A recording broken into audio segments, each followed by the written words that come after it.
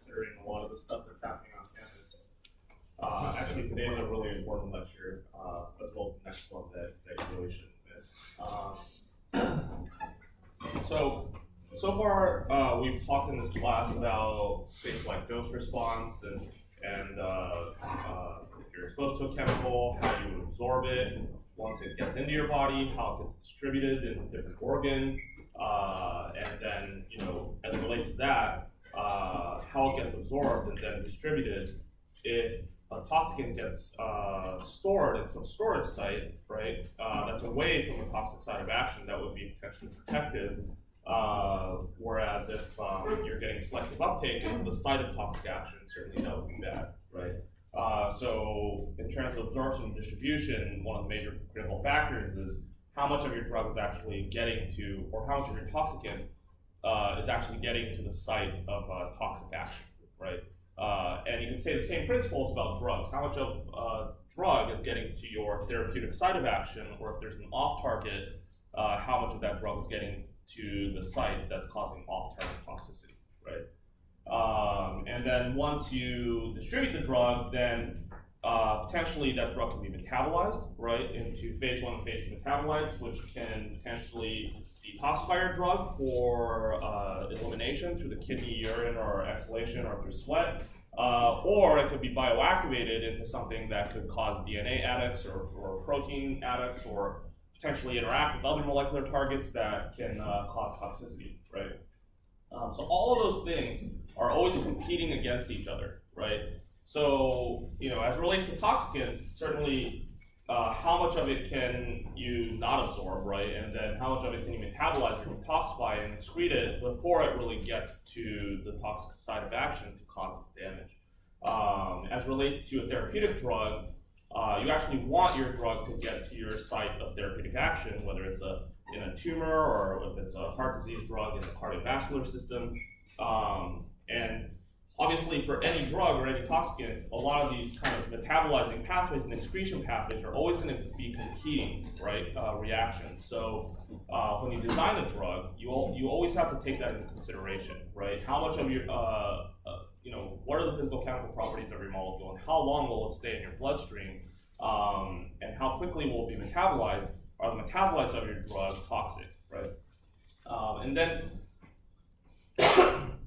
really only get toxicity when your ultimate toxicant then reaches your target molecule, whether that's a protein or a lipid or nucleic acid or DNA, at the site of actual toxic site of action, right? And then even then you have various repair. For example, with proteins and DNA, as well as lipids, you have various repair mechanisms that can potentially repair damage that might be done by the toxicant. So again, what's the robustness and stability of your repair mechanisms? Are you going to be overwhelming your repair mechanisms because you're being exposed to too much toxicant at once, or over a low dose over a long period of time, right? And how can you overcome that, right? So we almost always have repair mechanisms that can combat various toxic chemicals.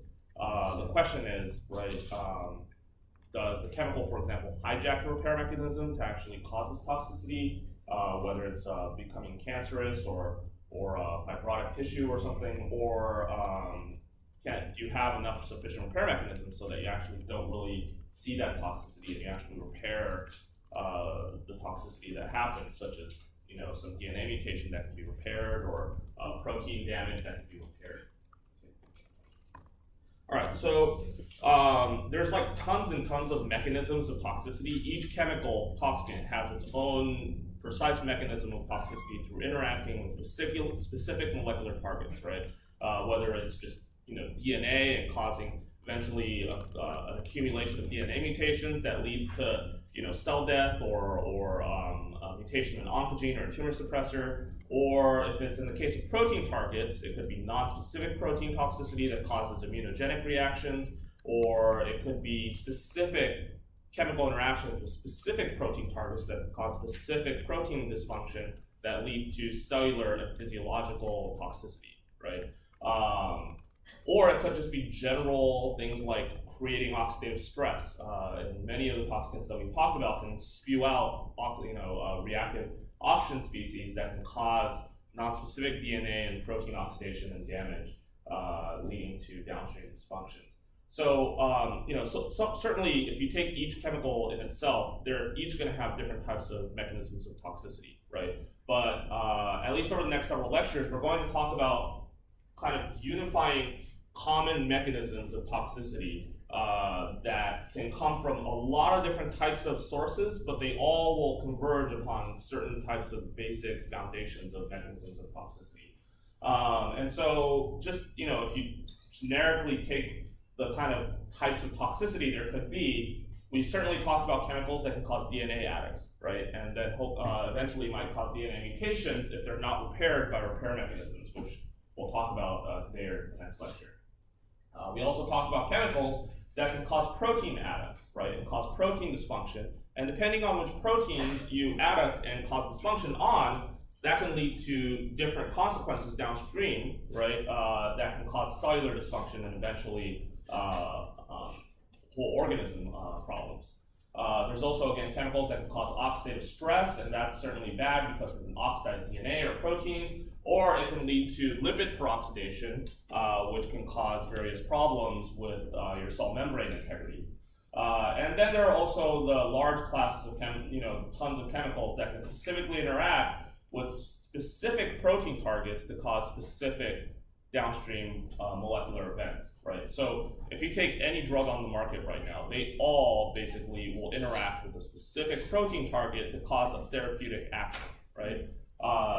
Just on the converse side of that, any toxin could also act with specific molecular protein targets, right, to cause specific toxic actions, right? And that toxic action can be different depending on which molecular target you engage. So, for example, things like chemicals that activate or inactivate ion channels can cause widespread cellular dysfunction and cause cell death if you modulate things like sodium or calcium or potassium, and we'll talk about all of this in a lot of detail. And if you modulate the levels of these things by, for example, screwing up ion channels that chemicals might bind to, if you screw up sodium and calcium and potassium levels within your cells, that can lead to anything from just massive cell death to organ dysfunction, to fibrosis and cancer, or it can cause, if it's in your nervous system, seizures and convulsions and death, or it can cause paralysis. It can cause a variety of different types of downstream toxicities depending on which molecular target you're hitting and where you're hitting it. There's also a lot of chemicals that can, for example, inhibit various aspects of metabolism or cellular respiration. So we'll talk about a lot of chemicals that can, for example, somehow indirectly or directly inhibit ATP production. And regardless of how you do that, like if you inhibit glycolysis or glucose uptake, or if you inhibit TCA cycle, or if you inhibit the electron transport chain, or if you inhibit, for example, the uptake of oxygen, which is required for aerobic metabolism, all of those things could be very, very lethal to cells that require ATP for various cellular processes. There's also chemicals that can, for example, inhibit the production of cellular building blocks. So anything that can inhibit the synthesis of nucleotides for DNA and RNA synthesis, or fatty acids for lipid bilayer synthesis, or amino acids for protein synthesis, those are generally going to be quite toxic, as, for example, we've seen with alpha-amanitin from death cap mushroom, which inhibits RNA polymerase, which then causes inhibition of protein synthesis in the liver, causing liver failure. And then chemicals that inhibit enzymatic processes of bioactive metabolites, that alter ion channels of metabolism. So, classic example of that, for example, is with sarin, which inhibits an enzyme, right, acetylcholinesterase, which is involved in breaking down acetylcholine. This neurotransmitter acetylcholine accumulates to then stimulate acetylcholine receptors to then open up ion channels up here, like sodium ion channels, which then depolarize the neuron and eventually cause seizures and convulsions and death and paralysis. So these are all, even though these are specific molecular targets, a lot of these will converge upon some of these common pathways. And any one of these, or any of these actually, can potentially lead to chronic inflammatory status, which can eventually lead to systemic or specific organ type dysfunction. So, for example, we'll talk a lot about this, about how chronic non-resolving inflammation that can be caused by, chronic cell death can lead to fibrosis and recruitment of immune cells to try to repair that damage, which then induces further oxidative stress in that site of action, and then eventually that'll lead to fibrotic tissue, which then becomes a good support network for cancer cells. Eventually, you will start secreting growth factors and causing mutations that start leading to uncontrolled proliferation, which, coupled with all the immune cells and the angiogenesis that's happening, can lead to cancer metastasis. So all of this that we'll be talking about will be leading up to how chemicals can potentially cause fibrosis and cancer. Okay. All right, so this will be a very, very kind of slow growing process that will probably take 2 lectures. But first we're going to start this discussion with cellular dysfunction and really go into the depths about the difference between necrosis versus apoptosis. How many of you have heard these terms, necrosis and apoptosis? Okay, good, most of you. All right, so there's 2 types of cell death, right? So actually there's more than 2 types now. There's things like ferroptosis and pyroptosis, but we won't really talk about those. So necrosis is an unprogrammed form of cell death. It's a very dangerous form of cell death. I mean, just, I would say the easiest way to explain necrosis is that your cells basically explode, right? And all the intracellular contents of your cells just spill out. And that's not good. That can cause massive inflammation. And in fact, our immune cells are primed to recognize things like DNA and what else? Various types of proteins that should only really be found in cells. They have receptors on their cell surface that recognize things like that. Like ATP, for example, should not be really found outside of a cell, or DNA should not really be found outside of a cell, right? And immune cells will actually recognize those things and actually induce inflammatory responses. They'll become activated to try to repair that tissue damage. So what is necrosis really characterized by? It's a passive form of cell death that's really not a programmed form of cell death, but really just usually a loss of cell membrane integrity that causes water to rush into the cell, swelling the cell, and basically the cell bursts. Okay, and there's a lot of stuff in the cell that's usually compartmentalized that you really don't want to get out. Like, for example, lysosomes have a whole bunch of oxidative stress in them to be able to destroy proteins and DNA and other foreign organisms. And if the cell just explodes, all that oxidative stress will just spew out, right? If the nucleus explodes, that'll just spew out a bunch of DNA. And there's a lot of reactive things like in the electron transport chain, like oxidative stress, that will just spew out if the cell just explodes during necrosis. So if you get a lot of necrosis going on in the cell, certainly that will cause tissue damage in the larger scheme of things. And certainly examples of this include like injury by chemicals and viruses and infections and cancer and inflammation, as well as if you lose oxygen going to the site of damage. And we'll talk about a lot more in detail about what causes necrosis. Okay, what about the other form of cell death, apoptosis? Now this is a programmed form of cell death. Okay, this is really a much safer form of cells dying, which doesn't release its intracellular contents. The cell doesn't blow up, it actually kind of implodes on itself. And this is a very, very programmed response. There are very specific molecular events that drive the process of this type of cell death known as apoptosis. And it's a healthy way of basically cells to commit suicide. Okay, so in fact, apoptosis is absolutely required for just development, just normal development and reabsorption of developmental tissues, and also getting rid of cells that are damaged, right? So if you accumulate enough protein damage or DNA mutations, your cell should really trigger responses that will induce apoptosis to kill that cell so that it does not become cancerous. Okay. In fact, practically all cancers, I'll probably say every cancer, has to actually take out the programming that induces apoptosis if it wants to survive. Okay, because no cancer cell would be seen as normal by the cell and live if the apoptotic mechanisms were intact.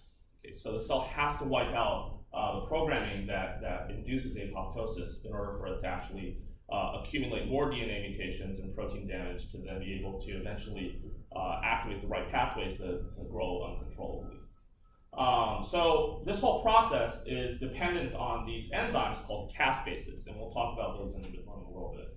And essentially, instead of the cells exploding, the dying cells will actually shrink and condense and fragment into these little, what are called blebs, that are these, self-contained, membrane enclosed pieces of cells that actually bud off of the cell. Okay, so the intracellular contents of the cell never get exposed outside of the cell because they're all being pinched off into these little membrane enclosed blebs. And eventually they're then safely phagocytosed by surrounding immune cells like macrophages and then cleared. Okay, so you never get an inflammatory response from apoptosis, and intracellular contents are not released as opposed to necrosis, and it's really a much safer form of cell death. Okay. Now, obviously, if something is chronically inducing apoptosis, right, that would be bad, right? You'll eventually lose enough cells that will cause tissue dysfunction. Or if it's happening in the brain to your neurons, if you're getting neuronal apoptosis over a long period of time, it's not like you regenerate neurons to any rapid extent. So if you start losing neurons, either it's through necrosis or apoptosis, that's going to be bad, right? Having said that, neuronal necrosis is way, way worse because that'll actually accelerate and exacerbate neuronal loss faster than if you're just having apoptosis.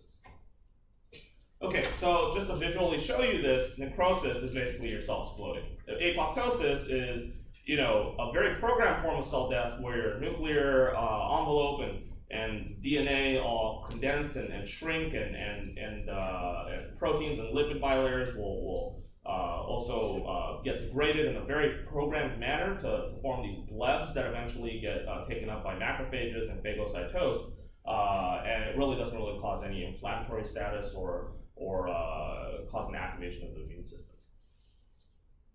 Okay, so what are the mechanisms of the safer form of cell death, apoptosis? So again, this is a normal way that our cell gets rid of damaged cells, and it's also absolutely essential during development as well. And it really goes through this very nicely programmed steps of mild convolution, so kind of starting compaction of the cell, chromatin compaction and segregation, condensation of the cytoplasm, so the cell really starts shrinking, and nuclear fragmentation, so the nuclear envelope and the whole nucleus starts breaking apart in a programmed manner, and you get these blebs forming that are these self-enclosed parts of pieces of cells budding off, and eventually cell fragmentation, and again, eventually it gets taken up by phagocytosis by macrophages.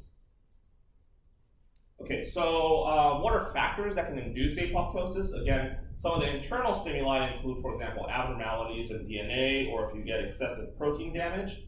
And external stimuli include things like if you remove growth factors from your tissues, or if you add certain types of cytokines, like tumor necrosis factor alpha, which we'll talk about later, you can get induction of apoptosis. So there's two major pathways for apoptosis. One is called the intrinsic pathway, or the mitochondria-dependent pathway. And this intrinsic pathway really recognizes internal cell damage, again, like DNA damage or protein damage that the cell might recognize, and it induces this intrinsic pathway, which is dependent on certain processes in the mitochondria that we'll talk about. There's also the extrinsic pathway that actually relies on external factors like removal of growth factors or stimulation of the cell with death factors like TNF-alpha, which activate the apoptotic pathway, and this is now mitochondria independent. All right, so what about the extrinsic apoptotic pathways? How is this induced? Well, there are a whole bunch of different types of what are called death ligands that activate a whole bunch of death receptors. Okay, and so some of the death ligands include things like FAST ligand, which bind to FAST receptor. These are pretty easy to figure out. Trail ligand binds to DR death receptors. TNF-alpha, which is an inflammatory cytokine, which has a whole bunch of different types of roles, can bind to TNF-alpha receptors. And there's also this other one that I don't really know that well. But nonetheless, these receptors are homotrimers that when the ligand binds to their receptors, the receptors will trimerize to become activated. Okay? And then they'll recruit what are called death domains. So essentially what happens is that these death ligands that can be secreted by other neighboring cells can bind to their death receptors. They trimerize the receptors to activate them. And when they're trimerized like this, they can recruit what's called the Fad or disc complex. Okay? And so this disc complex gets recruited to the membrane to bind to these trimerized death receptors. Okay? And within the Fad domain is embedded into this protein procaspase 8 and procaspase 10. Okay? Now, when you see this pro in front of an enzyme like this, it means that it's in its inactive pro form and that it has to be proteolytically cleaved to become active. Okay, so what happens is that when disc and Fad get recruited to the death domains that are trimerized now because they're bound to their ligand, this then induces a proteolytic cleavage of procaspase 8 and 10 to then activate it to active caspase 8 and 10. Okay. So basically, it just cleaves off this little chunk of protein here to then release active caspase 8 and 10. Okay, so what do these caspases 8 and 10 do? And also caspase 9, these are called initiator caspases. Okay, so initiator caspases are kind of the first caspases that are activated. They in themselves don't really do the heavy lifting. They in turn activate other caspases called 3, 6, and 7. Okay, and you really actually do have to know these numbers. So like all of this, you kind of really have to know. So you first activate the initiator caspases, and again, this is for extrinsic apoptosis. Okay, you first activate the initiator caspases 8, 9, and 10, which then activate the executioner caspases 3, 6, and 7. Okay. And these executioner caspases 3, 6, and 7 are really the heavy lifting caspases that now start degrading, things like DNA, proteins, and lipids. Okay, so they basically activate proteases for breaking down proteins. They activate lipases for breaking down lipids that make up your cell membrane. And they activate nucleases that break down DNA. Okay. Does that make sense? So what are kind of the specific things that they target? Caspases can target things like focal adhesion kinase to cleave this apart and inactivate that. Focal adhesion kinase is involved in disrupting cell adhesion and basically leads to the detachment of cells from whatever organ that it might be attached to. They also cleave off lamins, which are also part of the nuclear envelope, and that leads to the disassembly of the nuclear envelope and eventually the nucleus itself. Also, proteins required for cell structure get cleaved by these caspases like actin and intermediate filaments, which then help lead to morphology changes within the cell that causes that cell blebbing. It also then cleaves and activates endonucleases, which is responsible for chromosomal fragmentation. So these CAD enzymes, which are nucleases, will cut DNA into smaller fragments in a programmed manner to then destroy the DNA. And these enzymes will also basically take out your DNA repair enzymes because you don't really need DNA repair enzymes if you're dying, right? Okay. Does that make sense? Okay. So as it relates to this class, basically what this all boils down to is that you're activating proteases, lipases, and nucleases that will break down proteins, membranes, and DNA. Okay. All right. So just to summarize the extrinsic part, right? We have these death receptors. Probably the most important one of these is this TNF alpha ligand that you should probably really know that binds to TNF receptor. Okay. So TNF alpha binds to TNF receptors to trimerize the receptor, which then leads to the recruitment of Fad, the disc complex, which then activates procaspase 8 and 10 to active caspase 8 and 10, which then activates caspases 3, 6, and 7, which then break down your cell structure proteins and DNA, membranes, and proteins. Okay. So really it boils down to this. Death ligand binds death receptors, recruits the Fad disc complex, which activates caspase 8 and 10, which activates caspase 3, 6, and 7, which which destroy a whole bunch of molecules. Yeah? So you said that caspase 9 is also initiated? Yeah, sorry. So yeah, you can include caspase 9 there. So it's a part of the... Yeah, I won't ding you if you forget that. Depending on the figures that you look at, they leave off 9 sometimes. But yeah, 8, 9, and 10. And then those activate 3, 6, and 7. Okay, so what about intrinsic apoptosis? So again, this is a pathway of cell death, a controlled pathway of cell death that recognizes that there might be DNA damage or cell damage to the cell or protein damage, and will activate cell death intrinsically. There's some other things that can induce this, like for example, glucocorticoids, heat, radiation, nutrient deprivation, viral infection, loss of oxygen to the cell, or increased intracellular calcium concentrations that can also induce this intrinsic apoptosis. Okay, so how does this work? Again, this is mitochondrial dependent. Okay, so when the cell senses that something is wrong inside of the cell, this BAX transmembrane protein on the mitochondrial membrane will dimerize, and BAX is an ion channel that will depolarize your mitochondrial matrix, which will cause this protein called cytochrome C, which is usually found inside the mitochondria, to be exported outside of the mitochondria. Okay? And when cytochrome C goes outside of the mitochondria into the cytosol, then it will bind to proteins called APAF1 to form this little complex of APAF1 and cytochrome C, to then, and this complex can now bind to procaspase 9. Okay? And this whole thing is now called the apoptosome. So the apoptosome is basically when APAF1 binds to cytochrome C, which just got exported out of the mitochondria, and it binds to procaspase 9. This whole complex is called the apoptosome, and when the apoptosome forms, procaspase 9 gets cleaved to form active caspase 9. And then active caspase 9 can again cleave procaspases 3, 6, and 7. Okay. So again, the way that intrinsic pathway works is that when the cell senses some kind of DNA or protein damage, BAX dimerizes the mitochondrial membrane, which then causes cytochrome C to get translocated outside of the cell, which then binds to APAF1, and then binds procaspase 9, activates it to caspase 9, to then activate caspases 3, 6, and 7, which are the same caspases that we just talked about, right? Okay. There's various inhibitory pathways that prevent this, like BCL2, which can actually heterodimerize with BAX and prevent it from forming that dimer, so that you inhibit apoptosis. And in fact, BCL2 is one of the proteins that is very oftentimes mutated in cancer to prevent apoptosis. Okay, so this was just a summary slide. This is essentially what you really have to know for the exam.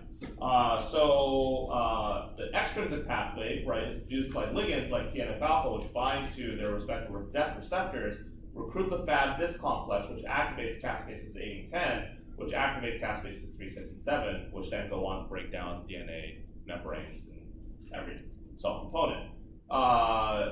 And then intrinsic apoptosis is induced by internal DNA or protein damage. It causes BAX dimerization, which leads to cytochrome C translocation into the cytosol, which then binds to APAF1 to form the apoptosome to activate caspase 9 to activate caspases 3, 6, and 7. Okay? So really memorize this, right? Okay, so what about necrosis?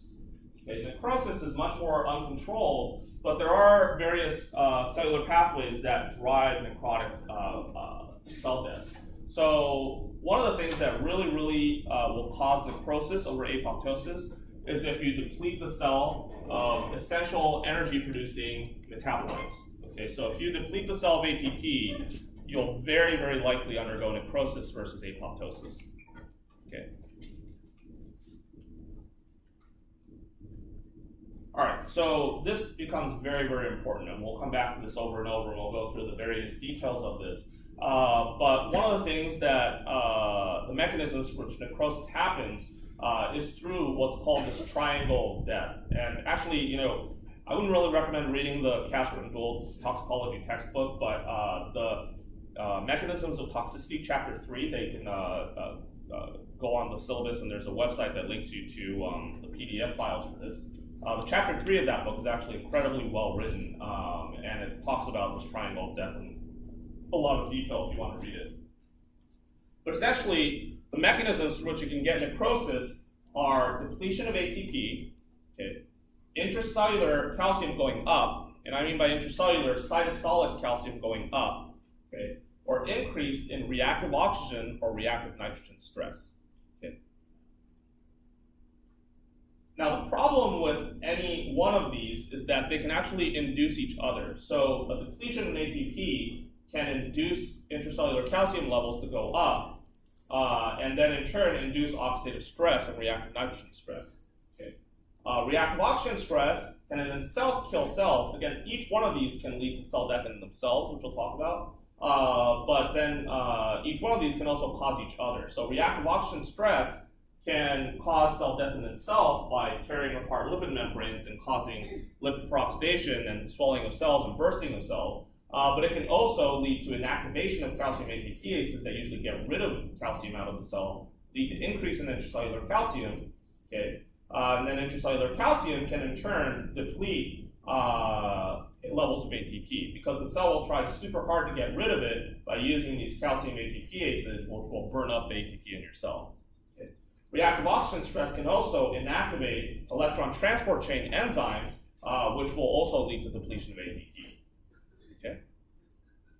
So the problem is that these are, all kind of, self-causing. So whether you have some kind of chemical that causes ion channels to open up, like calcium channels, to let excessive calcium into the cell, or whether you have some kind of toxicant that causes reactive oxygen stress, and certainly we've talked about a lot of those, right? Like carbon tetrachloride or like benzene that causes the quinone cycling, or things that deplete ATP, like, for example, cyanide, which inhibits electron complex transport, will deplete ATP, right? Any way that you can cause either depletion of ATP, increase in calcium, or increase in reactive oxygen stress will cause each other to cause necrotic cell death. Okay, and that's bad. Anyone have any questions about that so far?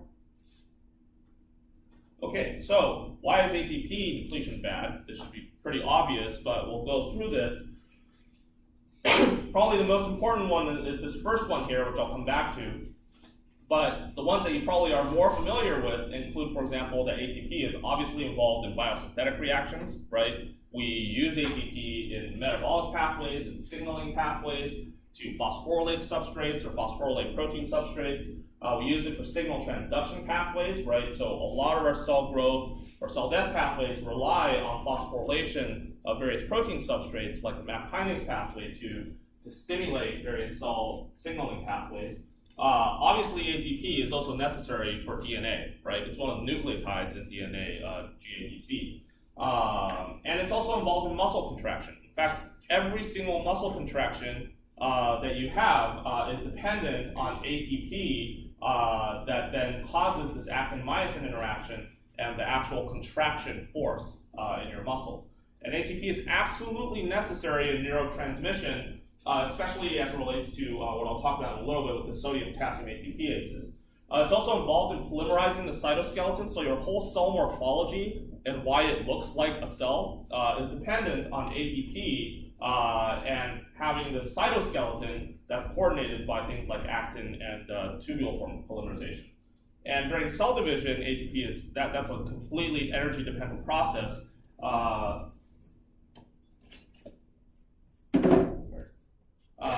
That really requires a lot of energy. And again, maintenance of cell morphology primarily as relates to maintaining polymerization of the cytoskeleton to maintain cell morphology. Okay, so among these though, the most important reason why ATP is important in all of our cells, and if you deplete ATP, it's really, really lethal and will cause cellular necrosis, is because our cells all really, really spend a lot of energy all the time to maintain ion gradients. Okay? And those ion gradients are required to actually maintain the cell osmolarity and the turgor of the cell. Okay? If you screw up that ion gradient of primarily things like sodium, potassium, and calcium, your cell will start swelling and take on water and explode. Okay? So what are the primary ways that we do that? It's primarily done through these sodium-potassium ATPases, which basically shuttle sodium out of the cell and potassium into the cell. Okay, and in fact, all of neurotransmission, like literally all of it, is all dependent on the sodium-potassium ATPase pump. Okay, so whenever we have a thought, whenever we stimulate a neuron, the first thing that happens is that sodium goes into the neuron, okay, or calcium goes into the neuron, and that activates the neuron and causes what's called an action potential to propagate neurotransmission. But if you don't resolve that right away by removing that sodium or calcium that you brought into the cell, then you'll have seizures and also cell death because you deplete ATP. So your cell spends a tremendous amount of energy to get sodium out of the cell in exchange for potassium, and then also uses a whole bunch of ATP to get calcium out of the cell. Okay, either out of the cell or into storage sites such as the endoplasmic reticulum. Okay, and both of these use a tremendous amount of ATP. And in fact, one of the reasons why you very acutely will die from, for example, cyanide poisoning is because if you deplete ATP, your brain actually uses these sodium-potassium ATPases billions and billions of times to restore your action potentials in neurons back to their resting state. Okay, so if you lose ATP, you'll now flood your neurons with sodium, okay, and that'll also open up these calcium channels to flood your neurons with calcium, and that'll basically cause cell swelling and necrotic cell death, as well as convulsions and seizures as well. Okay, so this in itself, if you lose ATP, your cells will die directly from that because you'll compromise these sodium-potassium ATPases. The cells will take on water, swell, and blow up. Okay, so that's probably the direct mechanism of cell death from loss of ATP. Obviously, losing all of these things is also bad, right? Losing your ability to make DNA, inactivating your signal transduction pathways because you can't phosphorylate kinase substrates, or losing cell morphology because you can't maintain your cytoskeletal polymerization, or losing muscle contraction, or all of these things, right, are also bad. But the direct mechanism of cell death from loss of ATP is through compromisation of these ion channels, which will cause osmolaric stress and water to rush in and your cell to explode. Does that make sense? And again, just to remind you, ATP is created by ATP synthase in the mitochondria through the electron transport chain. And in fact, all of this requires oxygen to do that. So if you lose oxygen, for example, you'll lose ATP as well. If you inhibit any of these electron transport chain complexes, which a lot of chemicals will do, you'll also lose the levels of ATP and cause cellular necrosis. If you lose this mitochondrial gradient of protons, you'll also lose ATP and you'll cause necrosis. Okay? If you lose the mitochondria itself because something damaged your mitochondrial membranes, that will also cause ATP depletion and your cells will die of necrosis. Right? So there's a gajillion ways you can think of that you can lose ATP, and they'll all converge upon screwing up all of this to cause cell necrosis. Does that make sense? Okay, so again, ATP depletion in itself, probably the worst thing that can happen is that you compromise your ion pumps. Both the calcium ATPases that help get rid of the calcium outside of the cytosol, that use a whole ton of ATP, as well as your sodium-potassium ATPases that will shuttle sodium out of the cell, those will both become inactivated. Okay? What that will cause is a huge increase in calcium and sodium inside of the cell. And that will depolarize your membranes if it's a neuron, and that will cause seizures and convulsions. But besides that, if you actually survive that, then it will cause a whole bunch of water to rush into your cell if it's outside of your neurons or brain, and that will cause cells to lyse, okay? And that will lead to necrosis. So again, loss of ionic and volume regulatory control, which cause cell swelling and cell lysis, as well as basically if you flood your cells with calcium and sodium, that will open up a whole bunch of other voltage-gated ion channels that will depolarize your membranes and cause more calcium and sodium to go inside of your cells. And if this is a neuron, that will cause seizures and convulsions and death. Okay, so what are things that can impair ATP synthesis? These include things like cyanide, which we talked about, which inhibits cytochrome oxidase in your electron transport chain. Rotenone is a pesticide that's used, especially for organic farming, because this is a natural product that comes from plants. We'll talk about that in the pesticide section. But rotenone actually acts by inhibiting complex 1 of the electron transport chain. That's actually how it works as an insecticide. But rotenone can also do that in us as well. There's really no selectivity between insect versus human in inhibiting complex 1, and in fact, rotenone exposure has been linked to Parkinson's disease. In fact, rotenone is used as a model for Parkinson's disease in rodents.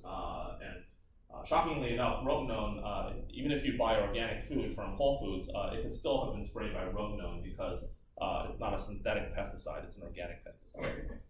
Paraquat is a synthetic pesticide that it also inhibits complex 1. It's actually an herbicide that's banned in the US, but still extremely widely used in China. This is really, really concerning. This is very, very analogous to a chemical that is known to cause Parkinson's disease, and it also causes massive lung hemorrhaging in humans. And if you die from paraquat, and if you do a necropsy of the brain, the dopaminergic neurons, which are especially susceptible to ATP depletion, are degenerated.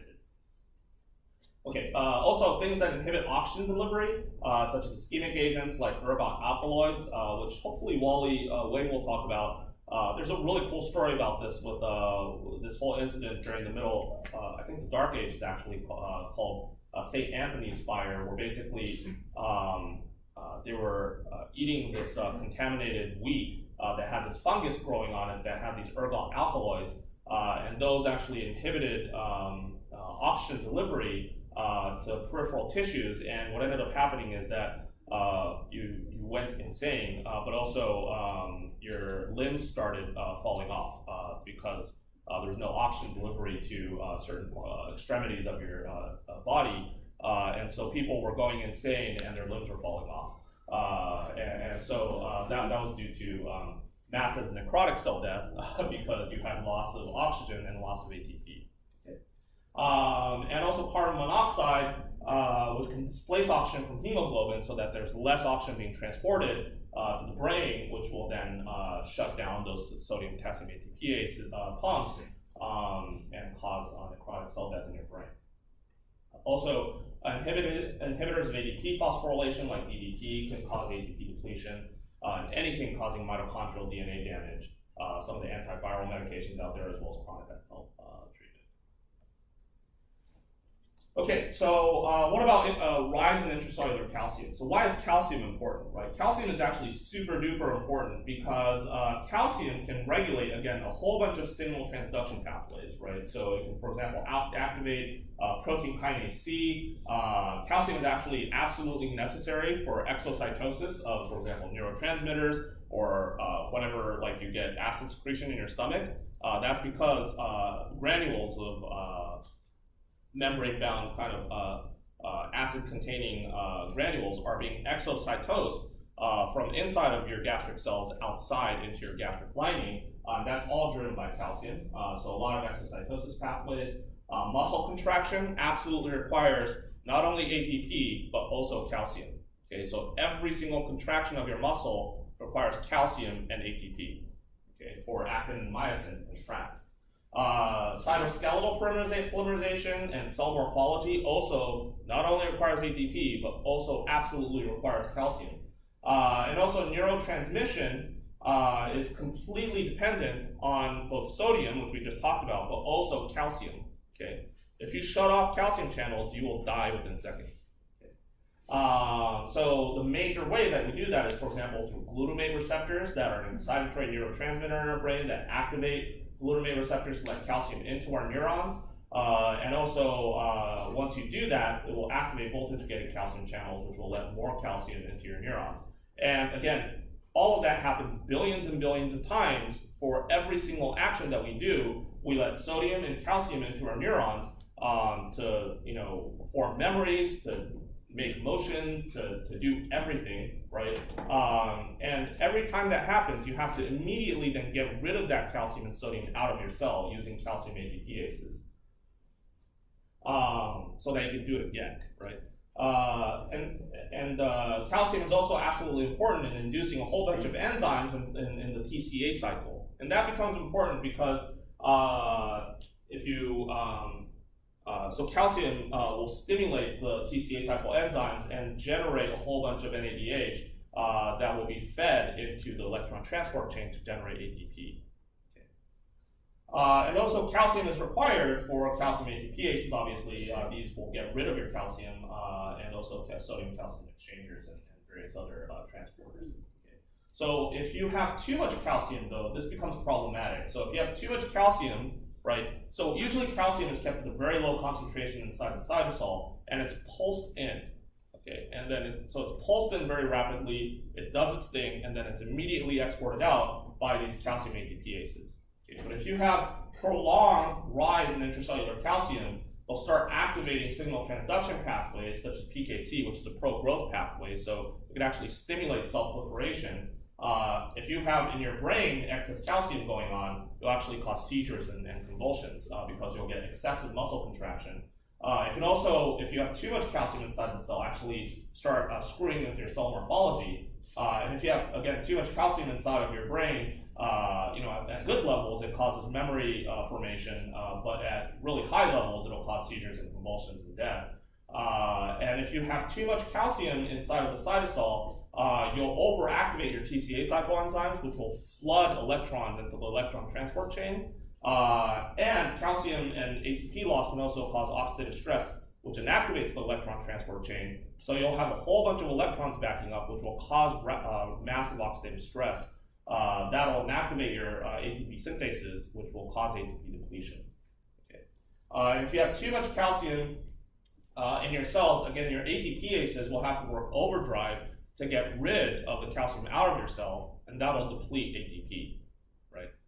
You start seeing how this kind of, all works together. So one of the reasons why calcium will cause oxidative stress is that it'll overactivate your TCA cycle enzymes, flood the electron transport chain with extra electrons, right? That will cause oxidative stress, which will actually inactivate your electron transport chain enzymes and cause ATP depletion. The cell trying to get rid of that excess calcium will also cause ATP depletion. Okay. So again, the intracellular calcium levels are extremely tightly regulated. There's a 10,000-fold difference between extracellular and cytosolic calcium, and this is really, really critical. And the major pathways for export of calcium is either outside of the cell, which is probably the most common, but also it can be stored in the ER or mitochondria. So again, calcium can be exported primarily, I would say, using the calcium ATPases outside of the cell. But there are also ER calcium ATPases, which transport it into the ER, and also mitochondrial uniporters that transport it into the mitochondria as well. And again, there are many, many ways, and I don't really need you to remember this at this stage, but there are many, many ways to cause calcium to go into the cell. Okay. And once we get to the neurobiology section after the midterm, we'll talk about a lot of these pathways as it relates to neurotransmission and things like drug addiction. But nonetheless, there are a ton of ion channels that are either ligand-gated or not ligand-gated that when they open can cause calcium to go inside of the cell. And some of the most important ones, like I just talked about, are like glutamate, which is an excitatory neurotransmitter, which binds to glutamate receptors, which opens up an ion channel to let calcium in. And that's part of the whole neurotransmission process that we use to, again, do muscle contractions, to memory formation, to everything. Okay.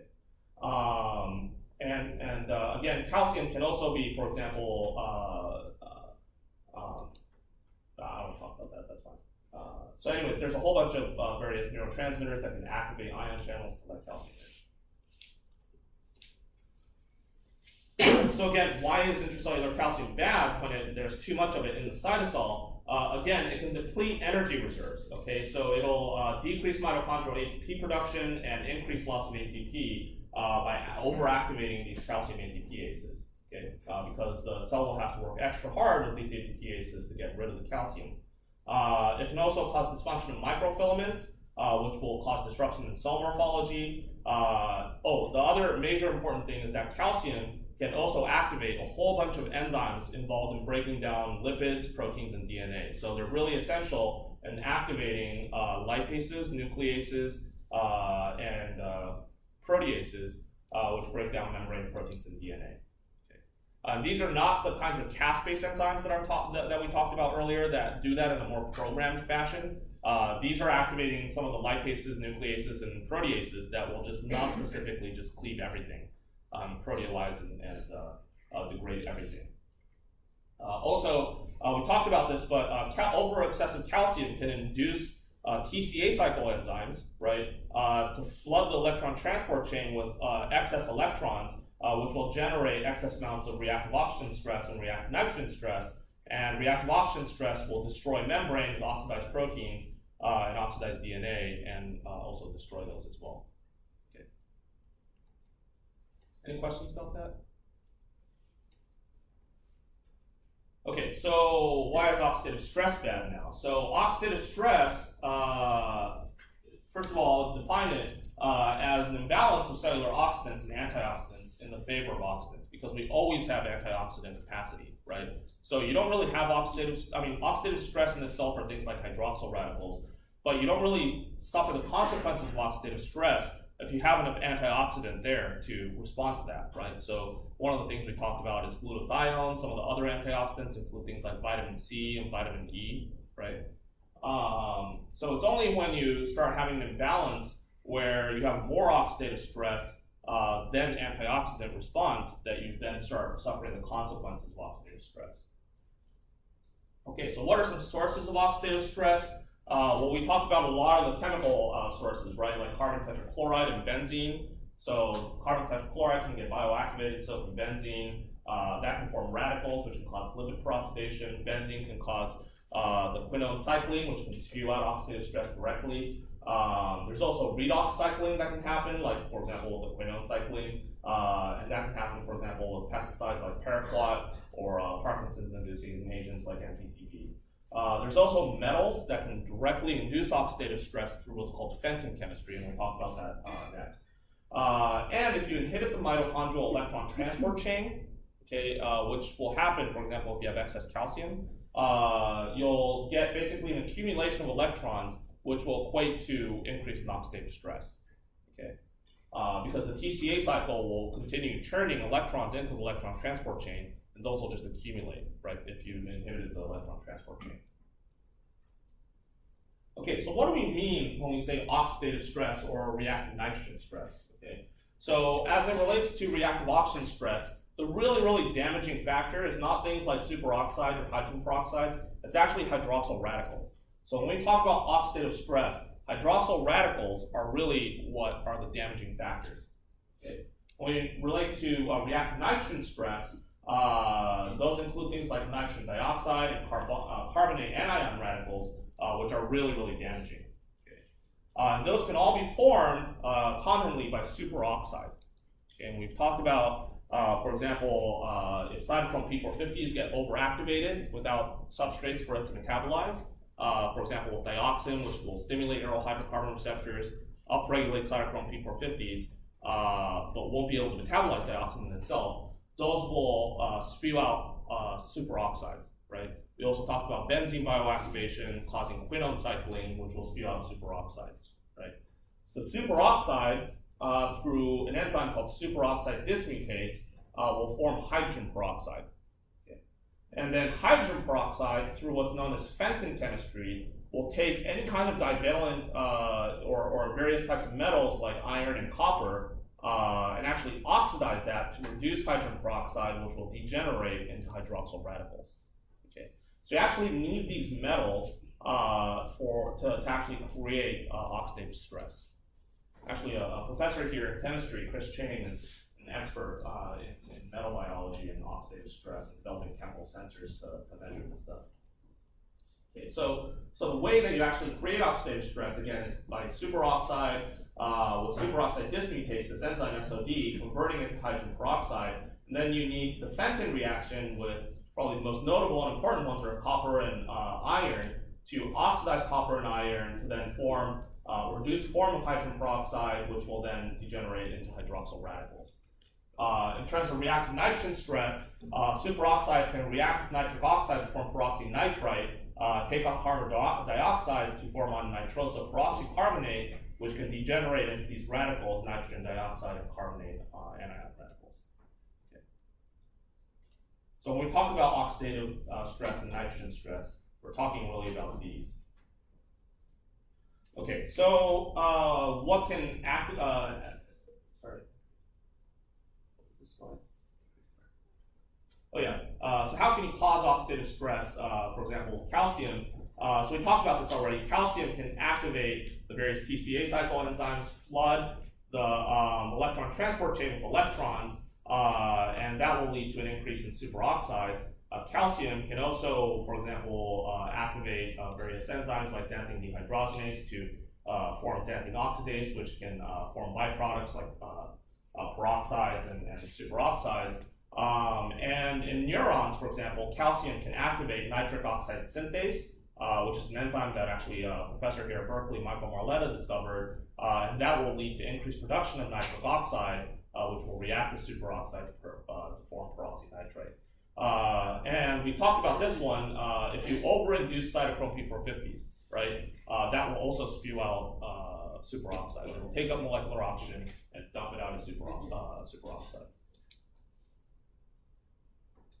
Okay, so why do we care about reactive oxygen stress? Well, reactive oxygen stress is bad because it can directly oxidize DNA and proteins and cause DNA mutations and protein dysfunction, right? Reactive oxygen stress can also oxidatively inactivate calcium ATPases. That's terrible, right? So oxidative stress can actually oxidize the cysteine on the calcium ATPase, inactivate it, which will cause an intracellular accumulation of calcium, right? Because you just wiped out your calcium ATPase. So that's how that causes, reactive oxygen stress causes increased calcium inside the cell.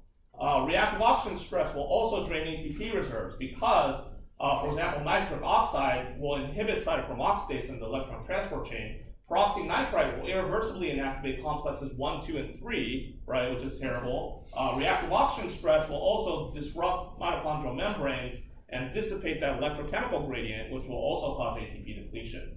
And also peroxynitrite can even induce DNA single-strand breaks, which will activate this enzyme known as poly-ADP ribose polymerase, or PARP. This one is actually pretty important to know. So reactive nitrogen stress will induce PARP.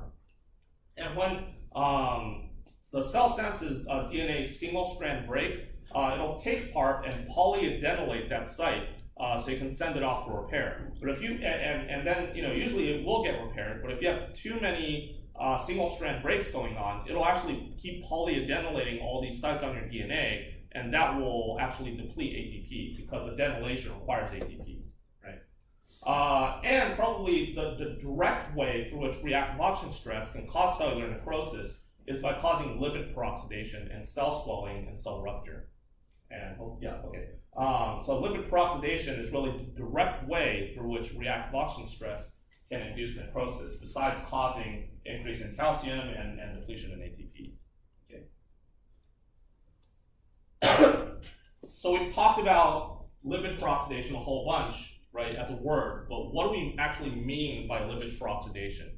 Okay, so lipid peroxidation basically means that we're, taking lipids and oxidizing them. The lipids will actually fall apart. This whole process ends up being autocatalytic. So once you start inducing lipid peroxidation, it'll actually cause the catalytic peroxidation of the neighboring lipid as well. So what ends up happening is that, let's say you have a polyunsaturated fatty acid on a lipid, right, like arachidonic acid or something. Lipid peroxidation, for example, with the hydroxyl radical, will extract a proton from your lipid, okay, leading to this lipid radical. That lipid radical will then undergo a diene conjugation to form this other lipid radical, which will then take on oxygen to form this lipid peroxide. Okay. From there, it will then quench that lipid peroxide by abstracting a hydrogen from its neighboring fatty acid, which then creates another lipid radical right up here. But then in the meantime, you just quenched your peroxide, okay, and then iron can then come in and do its Fenton chemistry to reduce that peroxide down to a lipoxyl radical, which is bad, and that can rearrange to then cleave your lipid, right, forming this radical as well as this lipid aldehyde.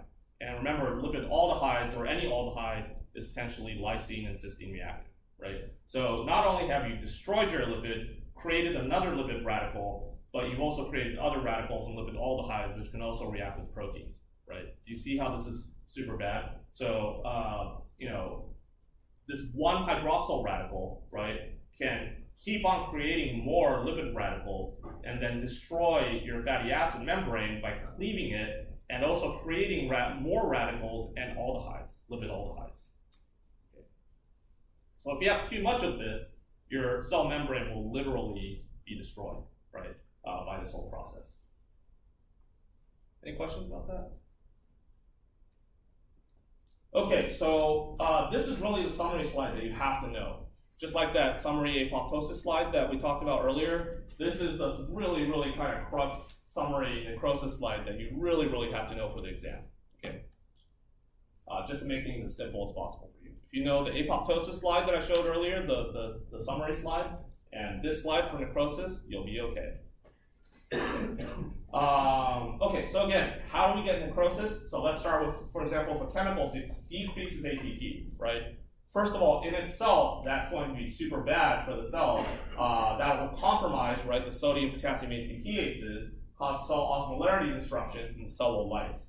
The decreased ATP will compromise your calcium ATPases, right? So you can't get rid of the intracellular calcium. That will increase cellular calcium, right? Increased cellular calcium will activate things like nucleases, proteases, and lipases, which will break down DNA, proteins, and lipids, which will cause cell destruction in itself. That increased calcium can also cause decreased ATP, right, by overactivating TCA cycle enzymes, flooding the electron transport chain with electrons, causing oxidative stress, which will also decrease ATP. That increased calcium can also cause oxidative stress, again, by overactivating those TCA cycle enzymes and flooding the electron transport chain with electrons, inducing various enzymes like nitric oxide synthase and xanthine oxidase. Increased oxidative stress will directly oxidatively inactivate calcium ATPases, which will cause increased calcium. Increased oxidative stress in itself will cause lipid peroxidation, which will destroy your membranes, cause cell swelling, and cause cell lysis. And increased oxidative stress will directly oxidatively inactivate electron transport chain complexes and decrease ATP, right? All of this is terrible, okay? Got it? Okay, so just remember all of this. All right, so I want to go through an example. So a lot of students have been coming to office hours asking exactly what I'm going to ask on the exam, the questions and the answers to the exam. I think I've been making it pretty clear what I'm going to ask, but over the next few weeks, I'll make it even clearer. But basically, the examples that we go through in the last, few minutes of the class are really the types of questions that I will be asking. I'm not just, screwing with you. I'm really, trying to be as straightforward as possible here in terms of what I will ask on the exam. I know I'm showing you a lot of slides and a lot of information in the slides, and that's certainly important for you to know if you want to become a professional toxicologist or pharmacologist or a medical doctor or something. But as it relates to what I'm going to ask on the exam, right, I've said a lot of things like this will not be on the exam, right, or you have to know this for the exam. We'll be going through a lot more examples that will become increasingly more elaborate, right, that will test that will be exactly what you will see on the exam. Okay, fair enough? So, and we'll have a review session right before the exam where I will literally take you through every exam question that I will ask with chemical structure that I'll show, okay? But just on the exam, it'll be a different chemical structure, but the questions will be literally the same, okay? And we'll go through the answers for a mock structure, and the structure on the exam will just be slightly different, okay? So we will go through literally I will read the questions off of the exam and give you the answers, right?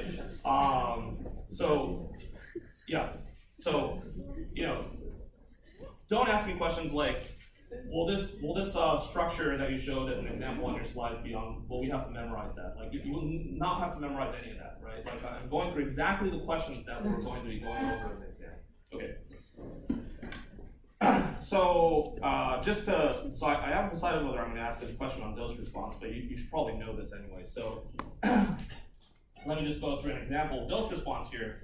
So let's say you have compound A and B, okay?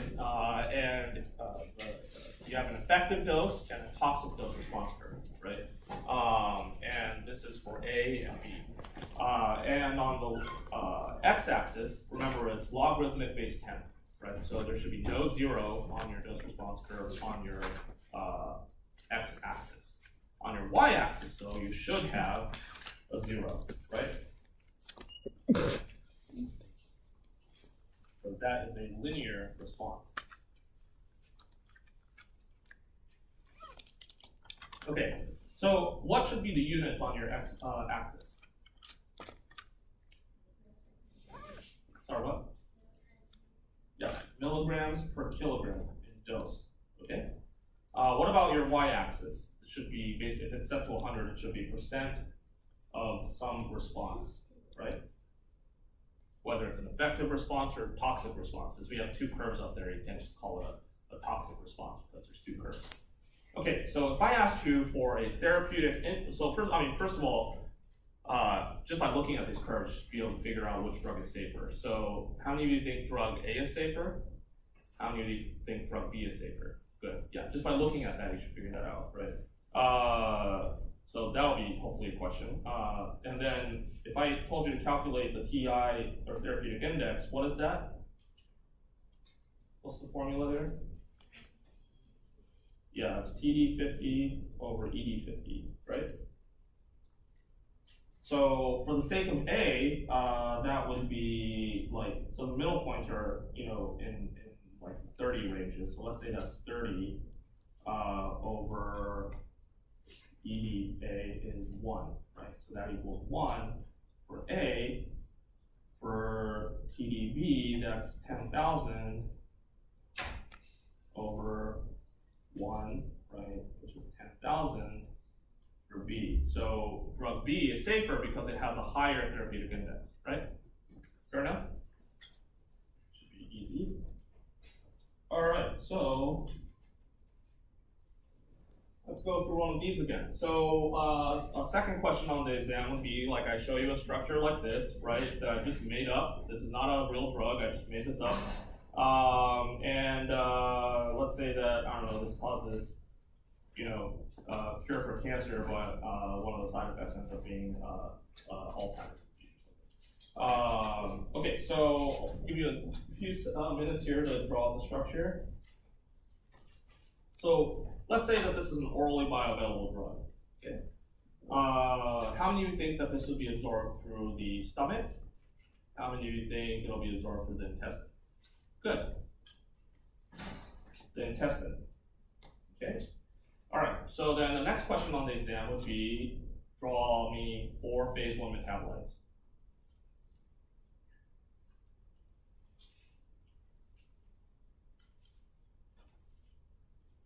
Anyone? Yeah. Turn one of the double bonds into hydroxide. Yeah. CYP or PHS. Let's turn that double bond.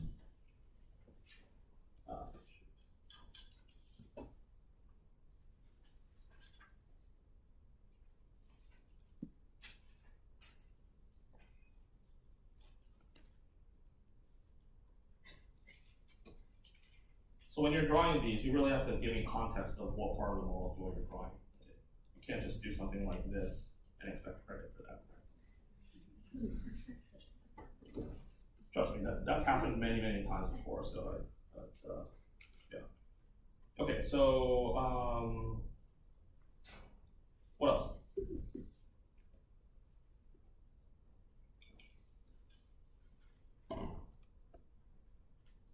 What's the easiest one you can think of? Yeah, hydroxylation. So,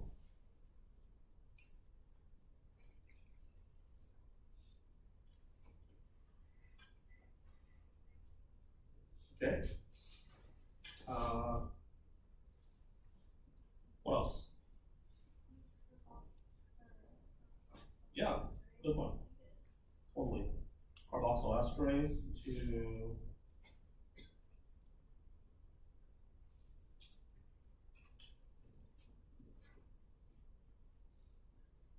good.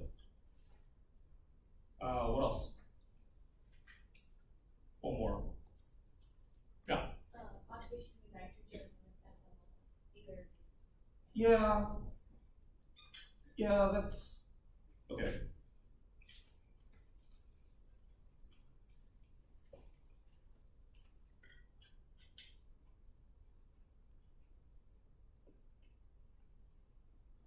That's kind of another hydroxylation, but I guess that's okay. I'll decide by the time of the exam whether that'll be a second phase one. And then, right, another one, so, you know, I can tell you right now, right, hydroxylation and oxidation may be assessed, thrown in there somewhere, but also dealkylation, right, will be an obvious one that you should really recognize. So for example, let's say we wanted to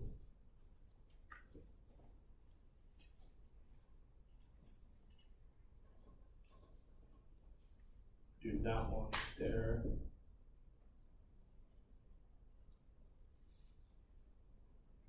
Okay. But that will then lead to also formaldehyde, right? Okay, and then you don't also always have to branch off of the original molecule, right? So what could you do, for example, off the oxide? Which one? pH.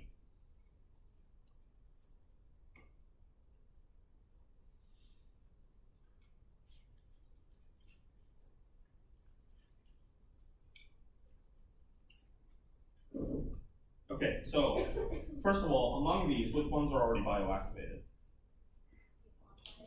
The epoxide. What else? Aldehyde. And can you think of one more? Yeah. The one directly below the epoxide? Not yet.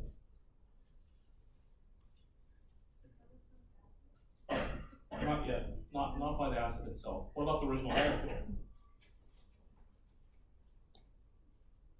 Yeah. The carbon and the halogen. Yeah. The chloroacetamide here, this carbon here is highly reactive, right? Okay, so what about phase two?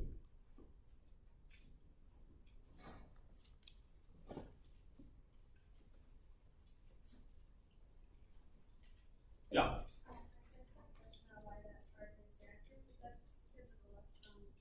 Exactly. So this chloride here is extremely electroneutral. So a cysteine can come in here and take off that chlorine, leading to a cysteine header. Phase two. So what are the three key ones, right? Glucuronidation, what's the other one? Sulfation, what's the other one? Glutathinylation. So where can you use sulfate? Yeah, on an OH group. So I can, for example, OSO3 minus.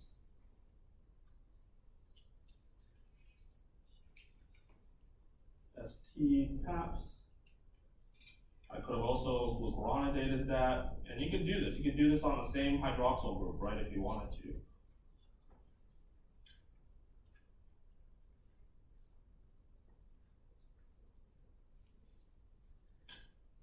Right? What about, where would you do a glutathinylation here?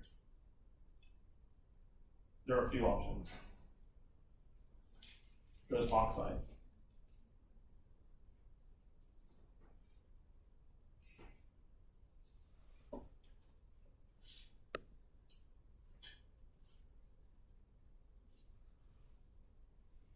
Right.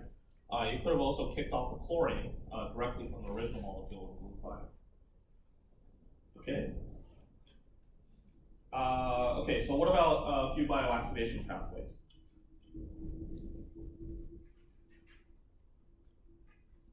Okay, so just because we're running out of time, you just released the carboxylic acid there, right? You can glucuronidate that.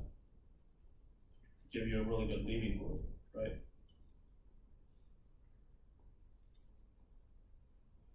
So this would become bioactivated, this epoxide is bioactivated, this ring-hole molecule is bioactivated, this aldehyde is bioactivated.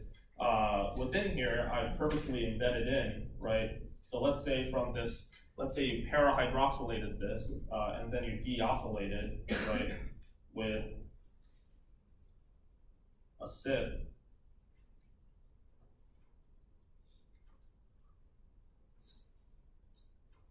You could have formed a quinone, right?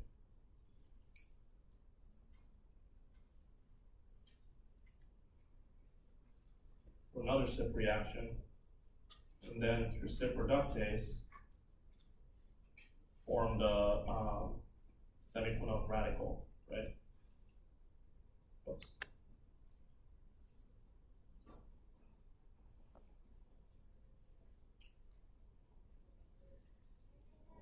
And gone through the quinone cycle. Another one could have been if you, for example, dealkylated at the nitrogen there to form a primary amine, right? And then you could have hydroxylated that with cytochrome P450, O-glucuronidated it, right? That would have been a carcinogen. That's the same example as the beta-naphthylamine bioactivation pathway that we talked about, right? Okay, in the last minute, I also want to just go through, so let's say that DKM 1.1 that we just talked about, DKM, for example, stimulates cytochrome P450 upregulation, right? So how would that occur? Sorry, 2 more minutes. Anyone? Which receptor would it have to bind to highly jack up cytochrome P450 expression? Aryl hydrocarbon receptor, right? So aryl hydrocarbon receptors are usually bound to HSP90 in the cytosol, right? But if this is a ligand for the AHR will come loose and be translocated into the nucleus, where AHR will bind to what? ART, good. Which will then bind to the xenobiotic response element to initiate transcription of cytochrome P450s, right? What if DKM 1.1, in fact it's very likely because it has chlorocetamide on it, activated your antioxidant response system. So how would it do that? This stuff is pretty new from just this past lecture, but remember KEAP1 is bound to NRF2, right? DKM 1.1 can probably just directly alkylate the cysteines on KEAP1 to release NRF2 to go into the nucleus, where NRF2 binds to what? MAP, good. Which can bind to the antioxidant response element to initiate transcription of things like glutathione transferases and epoxide hydrolases and all your antioxidant response pathways, right? All right, so those are literally the examples I'm going to give on the exam, right? Those are like step-by-step questions I'm going to give on the exam, but just with a different structure. Okay. All right. Good.